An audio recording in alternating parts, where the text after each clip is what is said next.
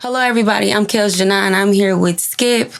We are here to discuss this album he is releasing on Friday. It is called The Soundtrack to Being Black. I had the opportunity to have my own listening party just for this special moment. When you hear it, you are going to be proud to be Black. Let's just say that. So we're going to get right into it with some questions. So the first one is called Alive as Fuck. You describe an internal battle between the old you and the better you. Is the better version of you replacing the old you or learning to honor the man who kept you alive? Definitely both, because the old me will probably never go away. I feel like it's positives to that person, and it's also positives to the new me, obviously. So just trying to find a balance between the two for real. So I think it's a little bit of both. Yeah, because all parts of us, they always exist. We learn from the old version of us, which builds us to the new version. So, right. Black men are told to stay strong, right? But simultaneously having to hold back tears. What has that definition of strength cost Black men spiritually and emotionally? It's crazy because every man is like chemically built different. So I feel like a lot of men, they get real emotional about that idea of them having to be strong and not cry. They harp on it a lot, you know? That's their way of dealing with it. Me personally, I'm comfortable enough to do what I want to do and not worry about what people think about me. If I feel like I need to be emotional, I'm going to be emotional. And I'm not worried about people calling me soft and all that, because I feel like I'm a human being. I have emotions and they have to be expressed. Yeah. I can't suppress it like I used to do just to make you feel like I'm a man. I know I'm a man. So if I feel like I need to cry, if I feel like I need to complain, whatever I need to do, I'm going to do it. You know what I mean? But I'm going to also have that integrity that I've always had. Yeah, because being a man, that physical strength part, that has nothing to do with having to always be emotionally strong. Right. Emotions were given to us for a reason. So when you feel weak, allow yourself to go through that emotion. Right. You know, when you feel however you feel, suppressing that, it causes so much anger. It causes so much rage. It causes so much Black men to make the decisions that are not healthy for us as a collective overall. Right. So I feel like, you know, as a collective, and even on your album, like the things that you say, it's giving us a space to like be okay with being vulnerable. Right. Y'all have to be okay with being vulnerable, because trying to figure yourself out or any other Black man out with them suppressing the emotional state, it's gonna be chaotic. Yeah, and it's just not natural. Yeah, it's not. It's At that not point, a natural you're just part. forcing emotions and reactions, and that's never a good thing. No, it's not. And that's why we alive as fuck. You know what I mean? That's a part of being alive, is Yes, it is. being lively and being in tune with what's going on inside of you. Yes. A lot of parts of people are dead, so they can't be alive as fuck. Yeah. But I feel like I'm alive as fuck in every sense of being alive. Period. Facts. We alive as fuck. When you became a father, survival gained a different kind of pressure, right? Now, did fatherhood make you feel responsible for breaking an ancestral cycle, not only staying alive, but leaving your child a different inheritance? I think overall it just scared me for real. I feel like that's the biggest effect parenthood has had on me, is just being scared. Like every day I'm just like, man, I can't leave my kid here without me. You know what I mean? Or I can't let my kid get hurt in this car accident. You know, it's just a lot of different variables and situations that I just always try to be aware of. And it kind of feel like I be thinking negative, but I'm really just trying to be aware and trying to keep them safe. Acknowledge that it can happen, which makes me more careful. And all in all, I mean, I wouldn't even say it's actually a fear thing. Like I said, it's more so just being aware and being more calculated. You know what I mean? And just trying to make sure I'm here for my kid and that he here for me. You know what I mean? So, you know, a lot of people just reckless, man. I can't have that. No, not at all. Not with the baby. Now let's get into Time Fly. This is one of my favorites on the album. I would say that because it just takes us through like the journey, but also showing us that like at the end of the road, we gonna look back and be like, dang, like all of this happened and transpired in our lives. Right. So in the sobriety verse, children became the reason someone keeps living. Right. How do we help Black men discover a will to live that also belongs to them? Not only the responsibility they feel toward their children. Yeah, I don't think they gotta shift anything. I feel like having the kid was probably what they needed to want to live. Like the pivotal point to bring purpose. Yeah, like I feel like they might have been at their wits' end, and God blessed them with what they needed to carry on. Like they probably had a purpose, and God was like, "Nah, not yet. Here's this kid." You know, and now the kid is the reason they want to live. Yeah, because our children are like clear canvases for us to Right. do it all over again. It's like the clear canvas. You got a new paintbrush, new paint. Like how you gonna, what you gonna create. Yeah. So I do feel like, another thing is a lot of people in our melanated people, before we have children, we don't see purpose because we have a lot of things suppressed. And when emotions are suppressed, you really can't see purpose. You got to allow yourself to be vulnerable in order to even see it. Yeah. And I do feel like when we have children, that isn't a vulnerability automatically. You know what I mean? It does make you. And love is one of the biggest mirrors too, being able to see our pain. Children can be like a big reflection to us about our own insecurities, our own doubts, our own fears, our own worries, our own internal struggles. So like you said, when God bring that to you, and if it is suppressed, your children going to show you. For sure. We're still connected to time flies right now. You said there may be no such thing as healing, right? Right. But later promised that peace can return. Mm-hmm. Do you see healing as getting over grief or learning how to carry it without allowing it to bury you? Definitely learn how to carry it. Like, it's some things that ain't gonna never go away. Mm-hmm. You just got to shift your perspective on how you see that situation. Yes. And accept it. Mm-hmm. It's gonna hurt probably forever. It's gonna traumatize you forever. Some things you just can't heal from, but you can learn how to live with it. Yeah, and I think healing is everlasting. Right. It's not something that we can heal the scar, right? Right. But you see how the scar is everlasting. You know what I mean? So it's like, sure. Yeah, so it's like we have to get in a space of keeping our heart space open. Because when you keep the grieving to make you want to shut everything out, run from it, this is too much. But you're running from, I feel like people run from their true experience when you don't allow for yourself to feel and process. The nervousness whenever the phone rings, this is still with time flies. Yeah. Do you feel like the nervousness is because a lot of us are always receiving bad news? So it's like a process that our nervous system is already wired to expect. Right. Something bad to happen. Yeah, and it's situational. Like, it depends on who's calling. It depends on how many times they call. Like, all that plays a part. People you ain't heard from in a long time, or, your mama might call you 4-5 times in a row. Like, that's always going to be triggering for me, because that's when I received the worst calls. It was in the same manner. Yeah. So, I mean, this is my natural response. Like, what's wrong? What the fuck is like, going why on? is she calling me so much? Like, it happened recently. So, it's just it's always expected because it can happen, Yes. Yeah, that's how I felt like about my father when I was getting calls at certain times. He'd be like, "Oh man, what's going on? What is this about?" Like, and unfortunately, that last phone call was because of something tragic. I lost my father, so that last phone call was exactly what you were saying in the music. It resonated. Yeah, with me. So. But that is tied to that trauma, though. It is tied to everything that we've been through because our culture goes through a lot of turmoil, a lot of chaos, a lot of tragedy, a lot of hurt. And that's one thing I could say about the soundtrack of Blackness. You talk about a lot of core memory, even ancestral energy. Because a lot of things that we go through right now presently, ancestral-wise, a lot of things that we feel, it didn't even have to really happen presently right now in this time. Right. That's what I love about the album. It's just like a time traveling thing. Like even the album cover that you have with the blue magic. You got the grease, you got the grandma cookies that ain't nothing in there but the needles of the soul. But the sewing stuff. The Black Jesus painting. Yeah, HBCU. I can't remember what the name of that artist is who makes those paintings, but that was in all the black family homes and whatnot. It was. Got the Pan-African flag, all that. Yeah. Yeah. I don't think I was here for the phone on the wall. Yeah. I don't think I was born for that part. Yeah. Yeah, I just wanted to encapsulate the Black family home. Yeah. You know what I mean? I was just thinking about my granny house for real, like how my granny house looked and how it felt. And I feel like this cover just kind of put it all together for sure. Yeah, and speaking on Granny's house, you have a song on here. I ain't gonna say too much. Yeah, called Christmas Cards. Yeah. On that song, you speak on not waiting until it's too late. We can get in our own, moving in our own world and forget about grandma. Yeah. Because we out here just moving and doing what we doing and we got our own families and everything. But when you think about grandma, the love, it brings vulnerability.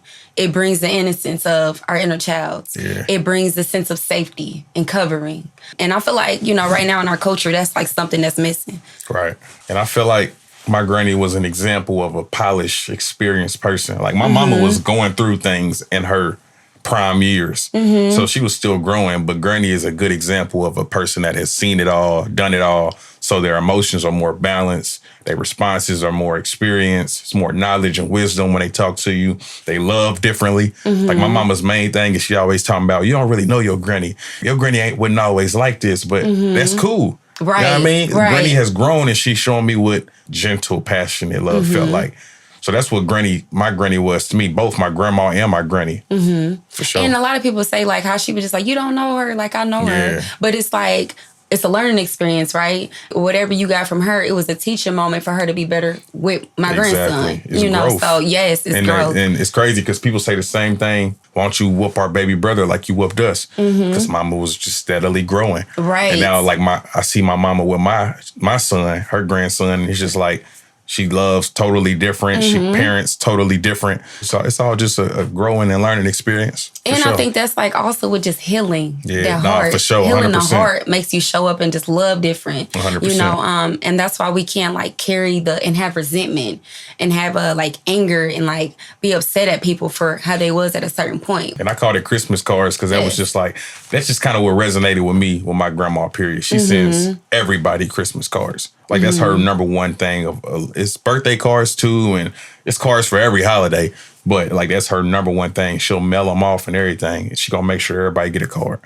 So stuff like that, it matters to me. Is grandma still present? Yeah, my granny is present. My grandma is not. Okay. So my granny on my mama's side, she's alive and well. My grandma, she passed away. So this song is about granny. Okay. My grandma, like, she kind of disappeared from my life when my dad disappeared. They both moved to North Carolina. Okay. So she kind of left, and I didn't get connected back with her until she was dying. So okay. I didn't really get to spend that much time with her in my later years. Like past 7th grade, I didn't know my grandma. But my granny was always present forever. Yes. Okay. Do you have any advice for people with grandmothers presently still alive? The album give that, like the song, the Christmas cards, it give you exactly what I'm asking you. It expresses that, but I just feel like we forget about granny. That's why I made the song. Like my cousins don't really, I'm telling you, every time I go to my granny house, she's like, tell such and such to call me. Like, tell such and such to come over here. Bring the kids over here. They're my great grandchildren. And she just be like, why ain't nobody calling me? And she'll call them. They won't answer. They won't call back. We just take granny for granted. Yes. That's what I said in the song. Like, you can't take her for granted. Like, you can't forget all that she gave us, all that structure and all that, that love and all the gifts. You can't just forget that. Yeah, and I feel like when people stay away from granny, and I'm kind of speaking for myself, because that song, it actually like touched me a little bit, because I have like my mom's mom, she's out of town. She lives out of town, been out of town since I was 5. And my grandma here, we kind of like separated a little bit, right? But like the song, it made me realize like, let it all go. Yeah, because at the end of the day, I don't want to shoulda, coulda, woulda, anything. Right. For sure. You made me like let the walls down and just see the bigger picture of things. Christmas cards. What advice do you have for anybody who has resentment towards grandmother? That's tough because, I mean, everybody's situation, it depends. Everybody's grandma ain't healed. Everybody, you know what I mean? So I think through it all, unconditional love solves everything. Of course, you can treat a person how you feel like they deserve to be treated based off what you've experienced with them. So I don't know if that's a healthy thing to do, though. If you're going to love a person, love a person. If you're going to cut them off. But nonetheless, I think unconditional love is the number one answer to any like family related thing or marriage or whatever. You got to love them through it. You know what I mean? Because they probably need that love to grow from whatever they did to hurt you. Yep. And you are absolutely right, because a lot of the things that I've experienced, once I was able to let certain energy go, God was able to show me why that even had to even happen for me to be who I am. Right. So a lot of things that we feel like we go through with family, it's a learning experience for the soul, beyond the flesh part. That's when you get into like the truth of everything. It's all a learning experience. So it's just people going through what they went through and reacting how they react. Yep. We just take everything too personal. We think it's not personal 9 times out of 10. Yep. It's the inner child thing, though. The personal energy is the inner child. Because the inner child feel like I shouldn't do nothing but be loved. I don't deserve anything but to be happy. Nah, for sure. Yeah. So that is like the defining mirror of why people even have the resentment to begin with. So yeah, as you grow and evolve as an adult, it is definitely important to just be able to see things through. For sure. Don't wait for funerals. Now. One of my favorite songs. Yes. I feel like it's the old famous saying we always say, like, we don't link up until it's time for a funeral. Mm-hmm. The message of the song is, let's get together and have a good time. We ain't got to wait till somebody die. You know what I mean? We can meet up at a park. Let's barbecue. We can go play some cards. It ain't got to be nothing extravagant. Yeah. Let's just link up and let's not wait for the next funeral or the next person to pass for us to do that. And you know, you have a song kind of connected to that. It's Black Joy. Kind of like syncs with what you're saying because that would bring the Black Joy. Right. Now, what do you think it is that causes the separation to where we don't have those like family structures like we used to have back in the day, people getting together and everything? Yeah. What do you feel like is causing that separation? I think it's a plethora of things, honestly. Like, social media probably number one. People think they're keeping up with you by watching your social media, commenting on stuff, so they think they ain't got to do as much and interact as much. I think also it's a lot of violence and a lot of family drama, you know, and people just don't know how to process all that and just move past it. Yes. I think people just living their lives and they not thinking about nobody else. They think about how to survive because it's a crazy climate we living in and everybody just can't process that. I think family is just something people ain't prioritizing. Aunties and uncles don't even know they nephews and nieces no more. You know, like everything just changed, and I think that's because the world changed and it just became a different. It's just different. It's like the system has it set up in like a survival thing. Yeah, and then also like you was just saying though, I do feel like trauma plays a big part. You know, the trauma that happens, and then the seriousness of the world on top of the trauma. You just isolate yourself, then once you feel like that's all you got is you. Not thinking about nobody else because you feel like nobody think about you. And it's not like a conscious choice. It's a safe thing when you think about it logically. Like, if I just stay in my bubble, I ain't got nothing to worry about. But it's really just a feel-good song. Like, Don't Wait for Funerals. It's designed to make you feel good and just to give you a reason to want to see your people. And that's what I love about, you know, the album because it does unify things. Yeah. I feel like it does, like, from the beginning to the end, bring the structure to what, like, I feel like, and I do feel like what we're working on separately right now, because I could feel like community coming back, you know, more right now. And I do feel like that does stem from us, like, working on ourselves in order to show up and become back comfortable with getting back to the barbecues and getting back to love and getting back to the celebrations. Because it's so much hurt we carrying.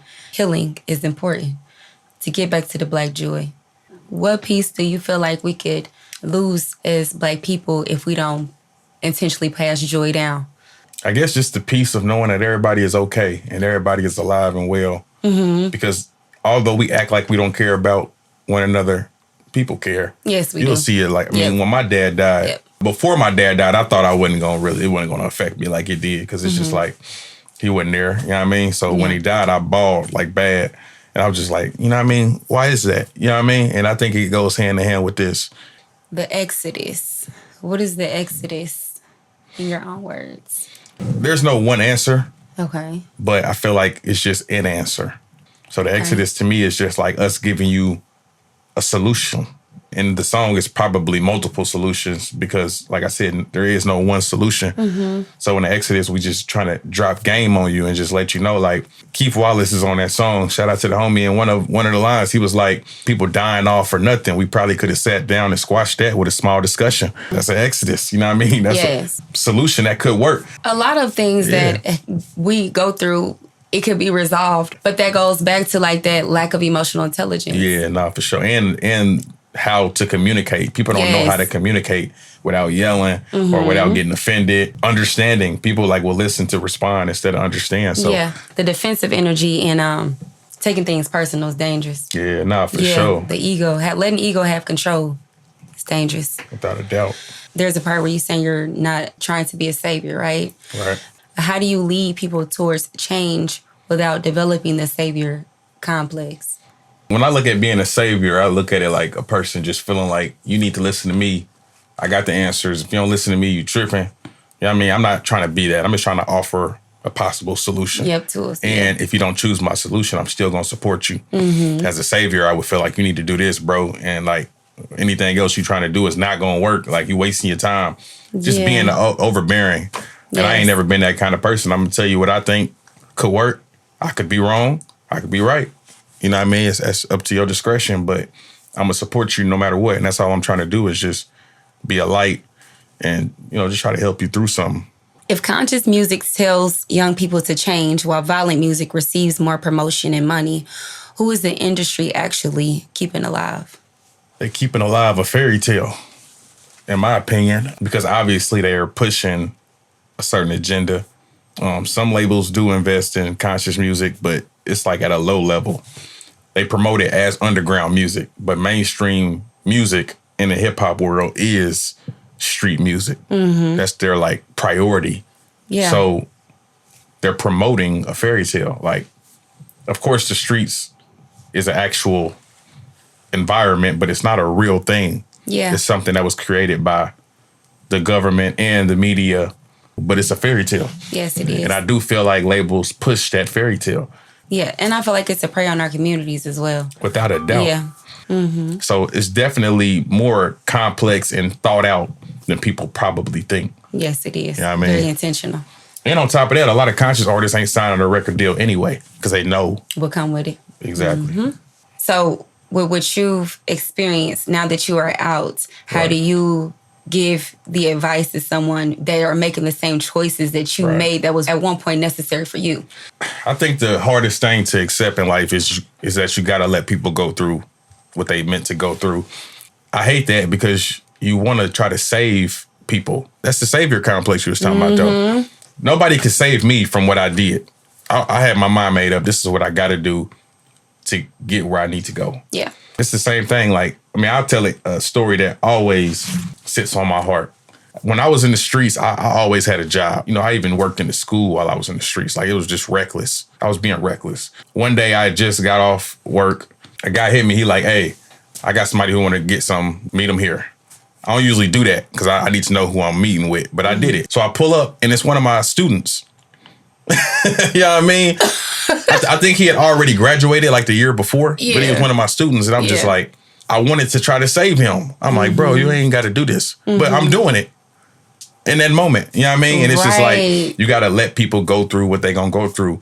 You've been through it before, so you're able to be there for him. And like how you was there for him when you pulled up and you told him like, you don't got to be doing this. I ain't even say it. Like you I was trying to process it. I'm just like, damn. And he saw me like, damn. Like it's you. Because he didn't know it was going to be me. I didn't know it was going to be him. And I'm just like, damn. Yeah. That's why I went ahead and made the play. But I was battling with myself like, dude, you probably shouldn't do this. But I'm just like, he going to go get it from somebody else. And that person might try to rob him, might try to kill him. You know what I mean? So. And that's why it was aligned that way.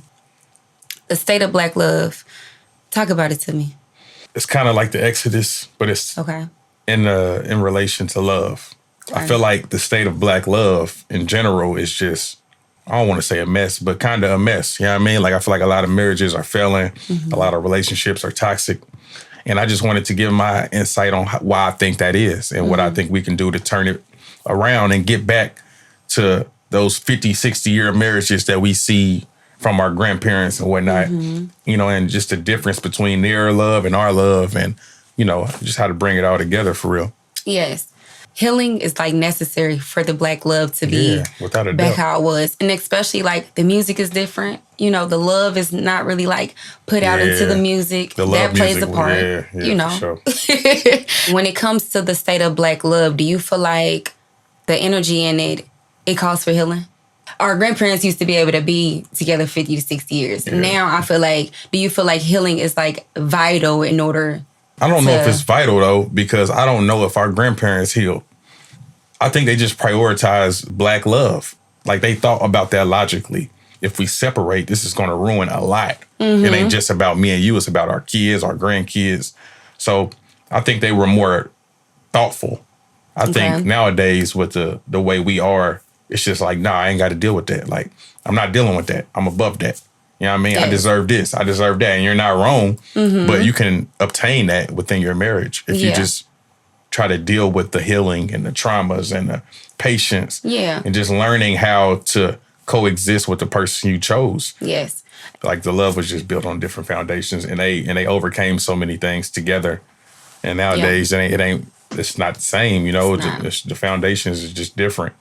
Yeah, I think that relationships now, I think that like what they consider like the toxic relationships, that is like a mirror to the work that people need to work on for themselves. So I feel like that's another thing, like to get back to that Black love, we got to work on ourselves. Yeah, without a doubt. That's what it always leads you to.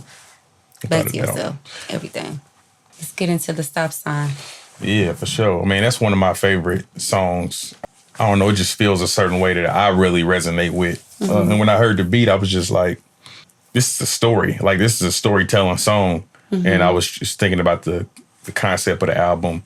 And I felt like I needed to give the viewers or the listeners a visual representation of what the hood looked like. You know what I mean? And what we deal with in the hood. And just from one perspective, though, you know, so the first thing that came to my mind was the bullet holes and the stop sign. Like, I feel like that's like a staple as far as images of the hood. You know what I mean? The graffiti and the bullet holes and the stop sign and whatnot. For some reason, that just really resonated with me, just that visual. What you saying that it's like vivid of like, take a look around and actually see what's going on in our environment. Right.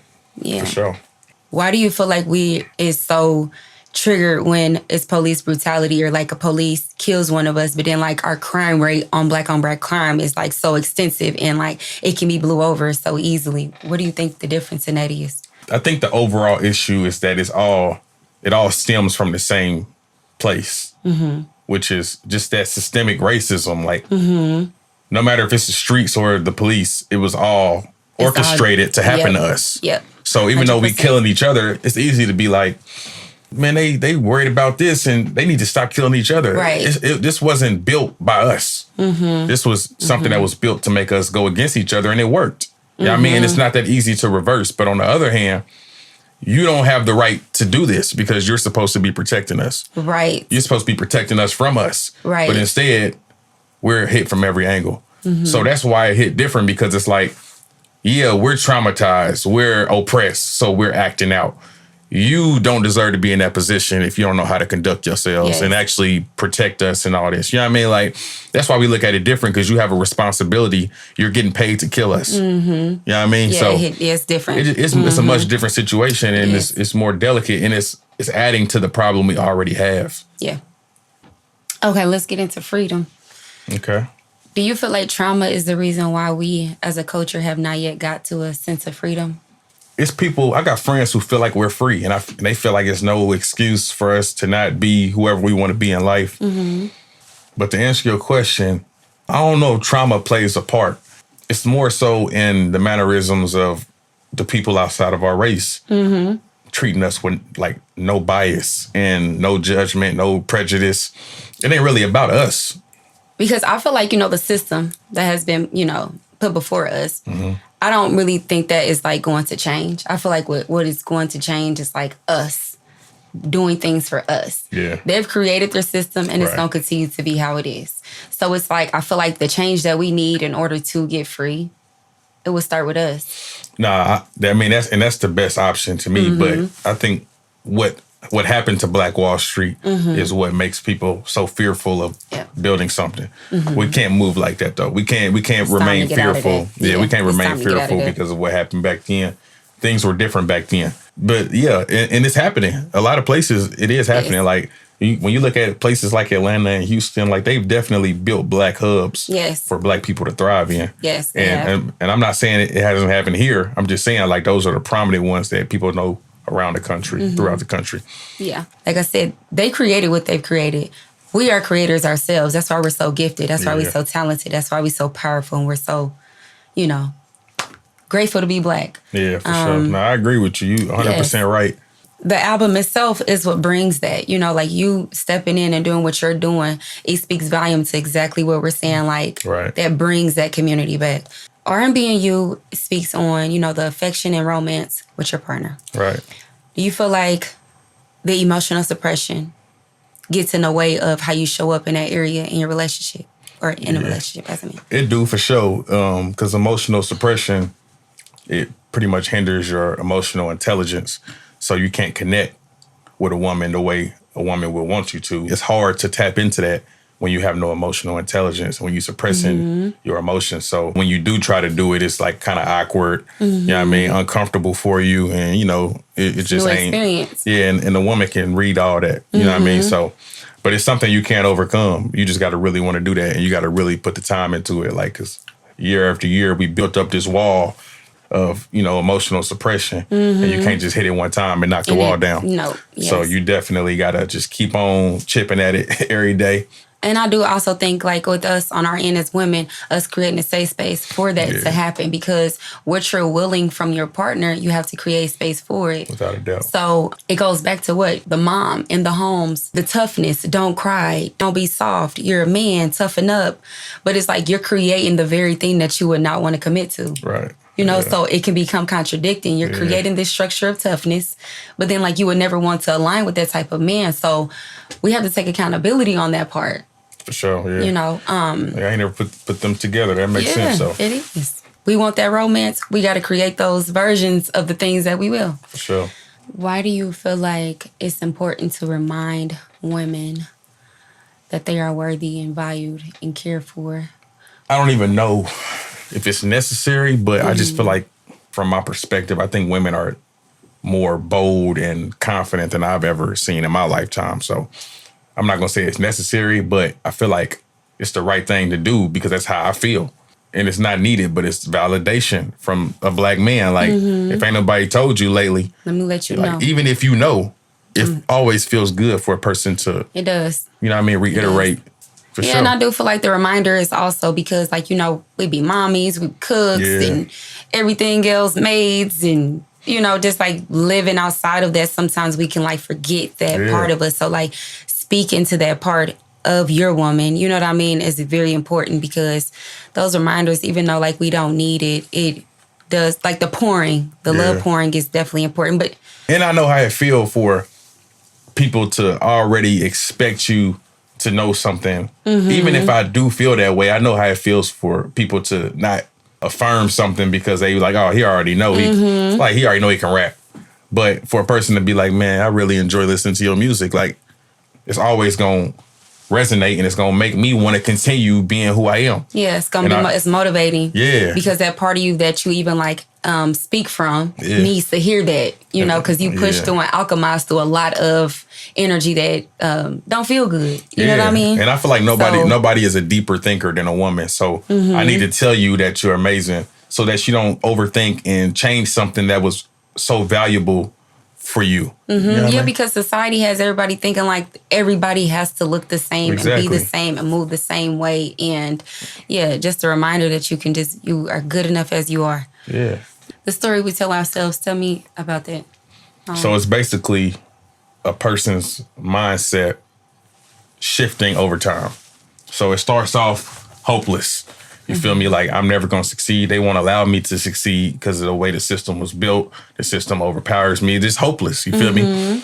And then over time, it grows into a person who's tapping in with their ancestors, and they're starting to gain that confidence, understanding that this opportunity was given to me by people who had to be slaves and had to climb out of that pit to give me the opportunities I got today. I'm not a slave. Yeah. You know what I mean? So his mindset is shifting. His or her mindset is shifting. Like, I have opportunities. Yes, that they did so not they're have climbing before out. Yeah, and then the last verse goes into, like, the overcoming mind state. Like, I can do whatever I want to do. You know what I mean? Like, over time, I've learned that the system doesn't overpower me and that my ancestors blessed me with this strength. And now I know I can do whatever I want to do. So it's really just one person's mindset and perception growing over time. It's the stories we tell ourselves. Like, you are the story you tell yourself. So if you tell yourself, I'm never going to succeed because of this, and that's your reality. That's what it is. But so that's what that song really is. It's just like in real time watching a person go from hopeless to hopeful. Yeah. Like using it and not feeling like you're a victim of your conditioning. For sure. Yeah, without a doubt. So and once you get past a certain part of yourself, that inner voice be loud. Yeah. That confidence, that self-love, that trajectory, that confidence. And that's exactly what the ancestors want us to do. You know, they do. Last thing they want us to do is just be hopeless. Like, we went through all of that and you know, you gonna sit and just feel like you can't do nothing. No. I want you to take it and use it and make it something beautiful. Facts. So I want to ask you, what's your favorite songs? Oh, man. From the album? It's like a story. Yeah. To me, honestly. Because as you hear one, it takes you through another gravitational pull to something else. For sure. It's like a experience of ascension. So I would just say, like, my favorite, I love Time Flies. For sure. Christmas Cards. For sure. Oh man, so many of them. Yeah, all you of like them. the soul all of food. them. Yeah, I mean, I love the soul depth. I appreciate people who like Energy, soul. yes. You know what I mean? A lot of people just want to dance and they like want to hear a hard beat, but I'm not about that. You know what I mean? I try to give it when I can, but that's just not where my heart be telling me to go. So the soundtrack of being black is such an alignment where we are as a collective right now. sure, yeah. You put it's very divinely set up and orchestrated by God. So I feel like the soundtrack of being black, it like leads you to some type of understanding to where whatever you are experiencing right now and presently, you got something to grab onto. for sure. Yeah. So that was the goal. yeah, yep, it's great. That's what's up. I appreciate you for allowing for me to, Yeah, you like one of the only people in the world that got a early listen. So that's what's up, man. For sure. Yeah.